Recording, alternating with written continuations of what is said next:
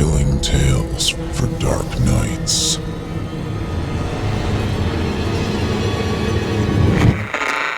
Want to make sure you never miss a Chilling Tales for Dark Nights video again? Be sure to subscribe and hit that bell to turn on notifications. I'd just gotten home from work and was digging in the pantry for a snack when my wife, Julie, came in and handed me a pink backpack. "You should see what your daughter did to her math test," she said, half laughing. I sat down and emptied the pack onto the table. An uneaten half of a sandwich fell out among various folders. I found the one marked homework and opened it and had to suppress a giggle. The folder and everything in it had been completely covered in doodles. Mermaids of all colors swam in the margins. Elves with pointed ears stood with short swords and bows at the ready. Allie's imagination knew no bounds. I flipped to the graded page with teacher feedback scribbled in red ink at the top. 87%, good job. I scanned the paper, looking for what she'd gotten wrong among the doodles. Then, the entire sheet came into focus and I sat in quiet awe of my 10-year-old's artistic talents. She had drawn a dragon around the missed questions. The creature's body snaked about the other problems, each of which had been decorated to look like parts of a castle. Knights, elves, and fairies fought the dragon between the lines. The dragon itself was so finely detailed that in some spots it actually seemed to glisten. She'd drawn and shaded every scale. The beast was wounded and blood trickled from injuries all along its neck and torso. Dead warriors were scattered across the page, little figures lying in pools of blood, lost or discarded weapons covering every square millimeter of available space. It was, in short, a masterpiece, an epic battle between man and monster. The faces on the little warriors showed grim determination that seemed to mask fear? Was that right? Was she really that detailed, or was I just reading way too much into this? I mean, her art was amazing. It had been since she was old enough to hold a crayon. But did a bunch of doodles on a leftover homework sheet really command such reverence? I didn't want to think so. Still, I couldn't look away. It was magnificent. I regretted that the canvas was covered in math problems. This was one I'd be happy to keep, were it not for the fact that every square inch of available wall space in my office was already dedicated to my daughter's drawings. Still, this dragon was unreal. Since she had been a toddler, Allie had loved fantastic beasts and far-off worlds of adventure and romance. It wasn't surprising that she loved unicorns, Disney princesses, and the like. Most girls her age enjoyed those things. What was a bit unusual was that she also enjoyed the darker stuff. Dragons and trolls were some of her favorite things to draw, and when her elementary school classes lost her attention, she'd dutifully sketch row after row of soldiers, each one complete with armor and weapons. Elvish armies seemed to be her favorite, and she had dozens of pages of little elves squinting under helmets while their elongated ears poked out in different directions, often with comical effect. Allie came in a few minutes later and I handed her the paper. B+? Not bad. She looked at it and then set it on the table. Would have been an A, but you needed the answer to question 12 to solve question 13. And I got 12 wrong, so... She rolled her eyes. So you set a dragon on them? Dragons are good for solving problems, Dad. Ask any dragon what's the reciprocal, and he won't even think about it. He'll just burn you to ash. Reciprocals are stupid. Dragons know this. I couldn't help but laugh as Allie shook her head in mock frustration, before asking, Did we get any mail? I don't know, but I know how you could find out, Julie said. Allie got the hint and headed toward the front door. That's another thing dragons have no patience for. Late mail. Be late once, maybe get an arm or leg bitten off as a warning. Do it again. Allie made a sound in her throat and waved her arm to indicate that she was burning everything around her. As funny as it was, I glanced over to the little elvish army men on her math test. Those poor fellows.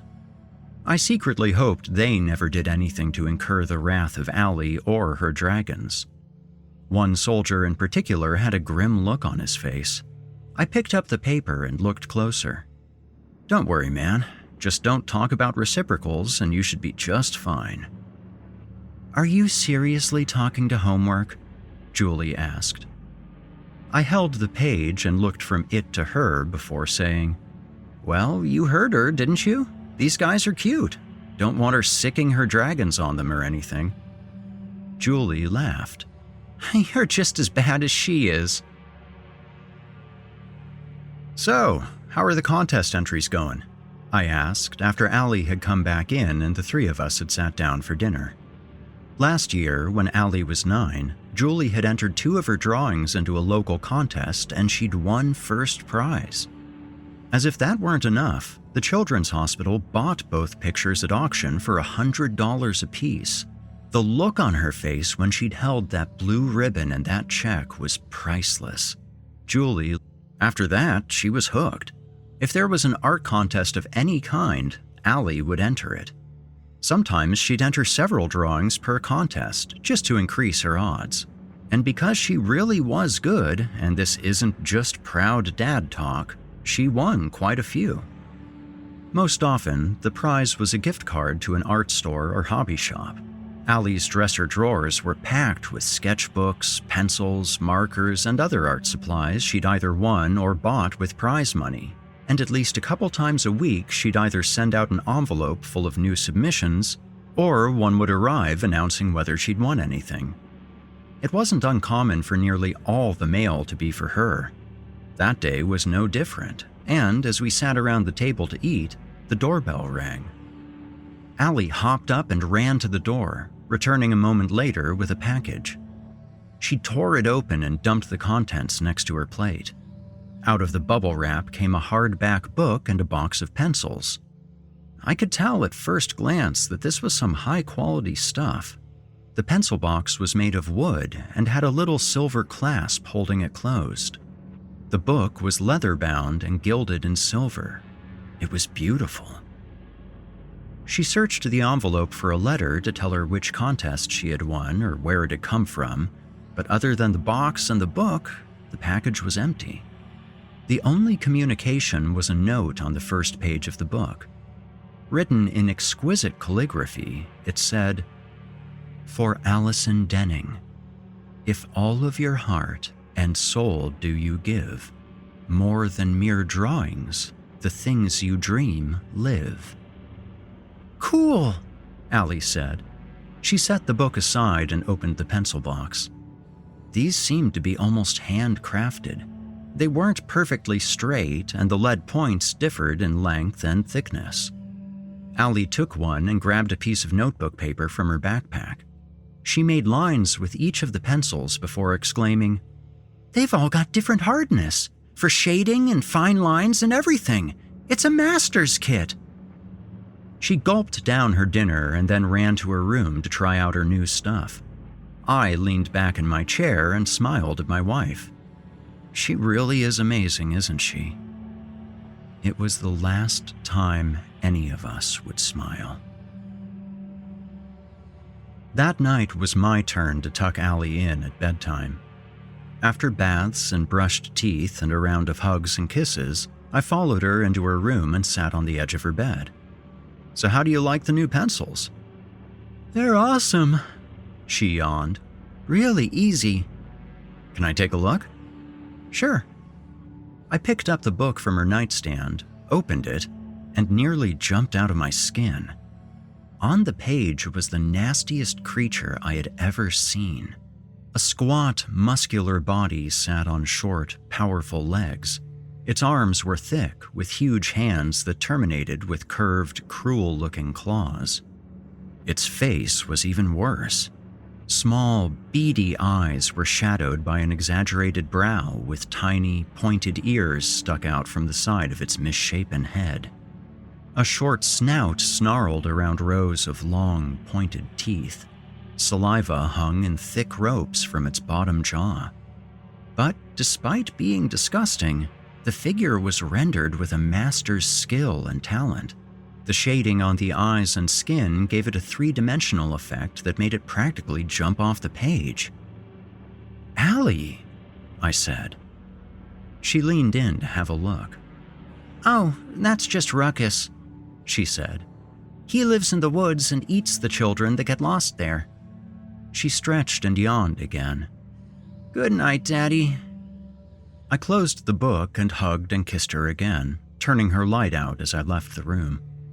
I looked back over my shoulder, disturbed by the way her nightlight cast shadows on the wall.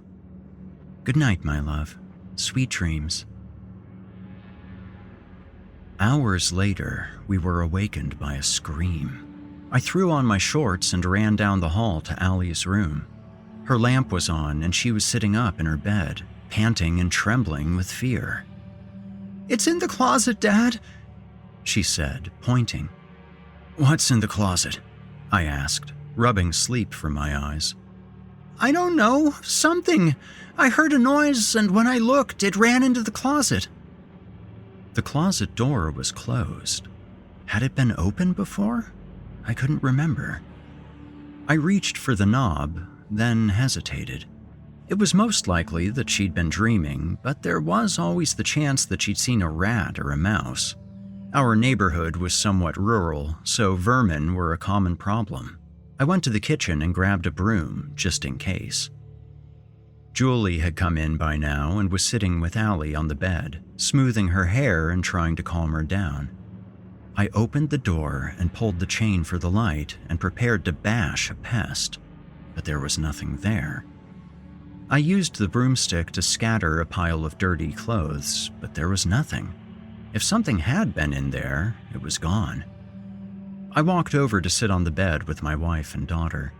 Noticing that the sketchbook had fallen from the nightstand, I closed it as I picked it up, not wanting to sneak another glance at the disgusting Ruckuss.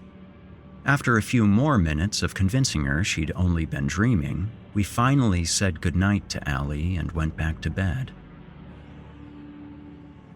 The next day was Saturday, so there was no work or school. Julie and I sat on the sofa playing on our phones when Allie came in, puffy-eyed with her new sketchbook tucked under her arm. "Dad, did you tear out my picture?"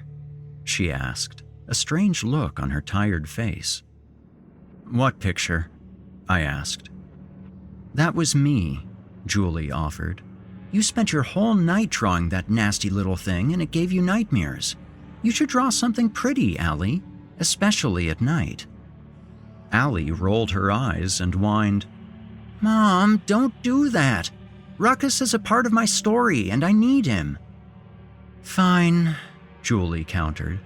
"Just watch what kind of scary monsters you work on right before bed. You kept us up all night." "Yes, Mom." Allie sulked as she made her way to the table and got out her supplies. Julie and I continued to play on our phones for a while before she stood up and asked if anyone wanted breakfast. My stomach grumbled at the notion, and I raised my hand. Allie didn't respond, just kept scritching on her sheet. Julie shrugged and went into the kitchen. "Honey?" she called. I had gotten up to go see what it was Allie was working on, hoping it wasn't a replacement Ruckuss, but knowing that it was. "Yeah? Where's the chef's knife?" I asked, not really hearing her as I went to stand over Allie's shoulder. For the second time in less than a day, my blood went cold. There was another picture of Ruckuss, eater of children. Only this version was impossibly well detailed. And while Allie was skilled, she was still only 10 after all. This one was almost photorealistic. This was impossible. Even someone with the advanced skills necessary to draw this would have taken many hours over the span of days, not however long it took to drink 2 cups of coffee. Worse, it dawned on me as I looked closer, Ruckuss was in color. although Allie was only using black pencils. And there was something else. The first Ruckuss had been naked, of that I was sure. His gnarled skin had seemed to shine from the way it had been shaded. This Ruckuss wore a pink Gorman Elementary Wildcats t-shirt that had been torn and stretched to look like a tunic. Worse, in his hand he held a butcher knife. "Allie, why did you draw that? How—" My words were cut off by a scream and crash from the kitchen. I scrambled through the living room and turned the corner to see the impossible. Julie, my wife, my best friend, sat on the floor, her hand pressed to a gash in her throat. She tried to stem the flow of blood, but it poured between her fingers as her wide eyes twitched in their sockets, eyes that finally landed on me in a final, shocked plea for help. I stood transfixed, paralyzed in my pajama shorts and World's Greatest Dad t-shirt. I couldn't process what I had just seen. Then, a searing pain ripped through the back of my knee and I fell screaming into the pool of my wife's blood. I rolled over to see Ruckuss, the original black and white monster from the night before, standing over me, holding our kitchen knife. He was bigger than the picture, but all the details, especially the razor teeth and claws, were the same. He made a sort of hissing sound as he rounded on me, lifting the knife to take another blow. I raised my arm weakly to try to block as he brought the knife down. Pain exploded in my forearm as the blade slid between the bones. Blood sprayed onto my face, and I had the odd sensation of being dragged as the impossible beast tugged at the knife, trying to pull it free. "Don't you hurt my daddy!" Allie screamed, having finally broken out of her trance. Ruckuss stopped tugging at the knife and turned around. Allie held the crumpled sheet of paper that Julie had torn from the book and thrown away. Ruckuss froze and put his hands up, willing her to stop whatever she was about to do. Allie looked at the beast with hatred in her eyes, then tore the page in half. Ruckuss screamed as his left side came apart from his right. The two halves writhed on the floor as Allie laid the pieces of paper together and tore them in half again, and then again. With each rend, the creature screamed louder and separated into more parts. But he did not stop, and he didn't go away. Allie began to panic, the sights and sounds finally catching up with her. "Allie!" I gasped. "The fire!" Allie looked to the side and noticed the blue gas flames on the stove Julie had lit just a few moments before. She shoved the pieces into the fire, and Ruckuss's screaming intensified as his parts slowly turned to ash. I slipped through the pool of blood, trying to stand up, to do anything, but I couldn't. The last thing I remember before everything went black was seeing Allie picking up the phone to dial 911, and my horror as the new Ruckuss walked into the kitchen behind her. I woke up in a hospital bed 2 days later. The doctors informed me that I'd barely survived. The wound in my leg was so severe they'd had to amputate at the knee. They'd saved my arm, but there was nerve damage, and it would be a long road to recovery for even partial use of my hand. The police were next. They informed me that Julie was dead and that Allie was missing. I was not, in fact, a suspect, and they were searching for our attackers as we spoke. The reason they knew I wasn't a suspect was that there had been other similar cases since I'd been in the hospital. They asked if I could offer any information on why someone would want to attack us or why someone would want to take Allie. I thought about telling them to look for someone dropping strange packages at random doors, but I knew it was no use.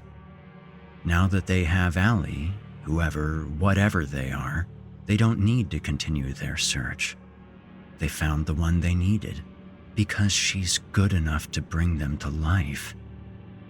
I don't know where my daughter is or why things had to happen the way that they did, but I do know they have her somewhere, and that they're using her talent to summon truly evil things. Since I've been in the hospital, there are more and more people who report strange and fantastic creatures with incredible powers and a penchant for extreme violence.